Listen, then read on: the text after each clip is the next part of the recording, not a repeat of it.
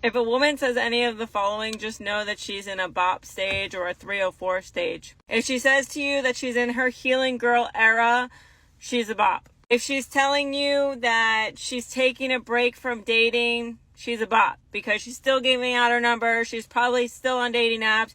She's still probably answering guys in her DMs, because no woman is ever truly single. If she says that she just wants peace or she's peaceful, just know that she's in a hoe phase. She tells you that she's trying to find herself and she left her ex for herself, it's because she's in a hoe phase. She's a bop. Finding herself means finding other dudes. She tells you that she's going back to school or she's trying to get her degrees, just know she's in a hoe phase. If she tells you that she is living her best life, just know that that also means that she's living her best life, making poor decisions and drinking a lot of alcohol, which aka bop stage. And lastly, the final stage to any bop is religion. So if she's telling you that she's suddenly going to church or she's reading her Bible and she has a Bible quote in her freaking bio or anywhere online, it's because she's a retired bop or she's been a bop or is currently still a bop and is masking it through religion. With that being said, she's probably a bop. Okay, bye. Well, you know, I get, is that Texas? I think that's Texas lingo, bop, right? We don't use that. Well, at least I don't use that in terms of what a bop is. But she said some pretty important things, guys, right? On how to detect these 304s or just some of the things you see on social media or some of the things you hear from women. That way you can kind of deduce where she's at in life or what's actually going on. And one of those is finding yourself, right? Which you guys, I've told stories about that. But before we get into that, she said something that I find to be very important, which the final stage of any hoe is religion, right? There was a clip I saw about that, and that's basically what it said. Like, the final form of any 304 and or hoe is she becomes religious. And I guess that's part of the path some of them walk on when it comes to that. But a lot of these things you hear in terms of self-discovery, I need to do this, living my best life, I ain't worrying about no nigga, this, that, and the third, means getting clapped up. And she said something else important about, you got the average amount of time for any woman that you first meet is she's been abstinent. I don't want to say celibate. She's been abstinent for about 24 months, 2 to 3 years on average. She's been abstinent, which is normally the amount of time you get, right? So she's been on a journey of self-discovery after the last breakup. 2 to 3 years, no action. It's just about putting this and that first and all these different things. I'm focusing on other things in life. All the statuses post XYZ. And a lot of times that's just to get the attention of the man who she really wants to be with. That way he can reach out and she can invite him over and proceed with whatever comes with that until the next toxic session goes on.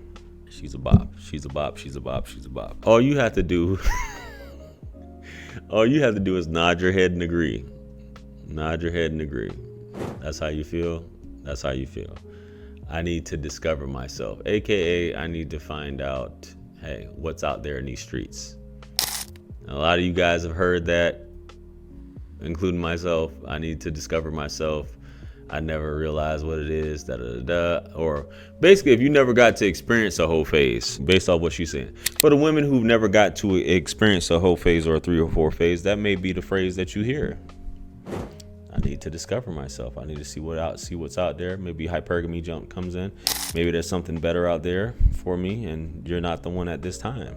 But maybe after the carousel has been ridden, then maybe I'll double back.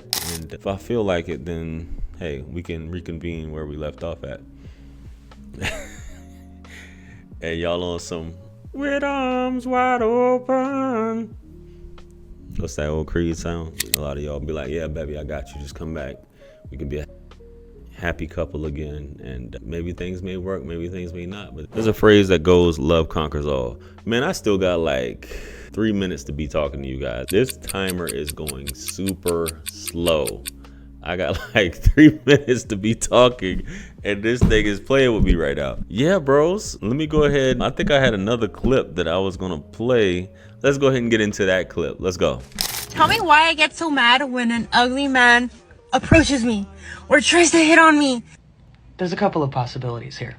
The first one being, and honestly the most often overlooked one is that a lot of guys that aren't considered to be as traditionally attractive as others are used to getting rejected by women. So therefore, they quite often will shoot their shot with a woman that they find attractive. Why? Because at worst, they're just going to get rejected like they usually do. But at best, at least they can say that they shot their shot, and maybe there's a possibility that she'll be interested. But they're never going to know unless they try. But then there's the other reason. Like, the audacity, like, stay in your lane. Stay in your lane.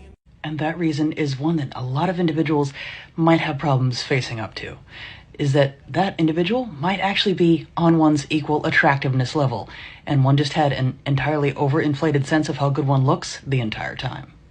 And I think to end off, or to follow up with what she said, that is based on how much attention you're currently getting. So if you're getting tons of attention from a particular guy, and a guy that you may think, because my thing is, a lot of times from what I've learned is that looks aren't really as important. So when she says an ugly guy, I thought that was pretty normal, that you deal with a guy, only a very small percentage will deal with a guy based on looks, right?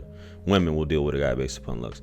It's a lot of times it's based upon how he treats her. It's not like how men, when they're dealing with women, based off of their looks is like the first thing. I don't think it's so much that way with women. And as far as a man's looks and a man being attractive. So for her to say that, who do you think you are approaching me when you're fugly or whatever have you? Hey, why not roll the dice? You think she's out of your league? Why not roll the dice? And a lot of times those are the exact same ones who end up with the quote unquote baddies, because they don't care. They don't care. So for a person to take time out of their day to approach you, trying to get to know you, and then for you to just completely say that, hey, I'm too attractive for this, I'm too attractive for that. What does a man need to look like for you to feel like you're not too attractive? Is the next question. And what you got going on is just temporary, because trust me, it does slow down the older you get. So appreciate it where you're at now, because it definitely doesn't last forever. But just my thoughts. Let me know what you guys think. Comment below. Like, share, comment, and subscribe. Much blessings and abundance. Stick around for the next videos. It's going to pop up on the screen below. It's where I'm going to see you guys at. It's your favorite everything. This is Wisdom. I'm the best. Let's run it up to 1 million. Quit playing with me. Peace.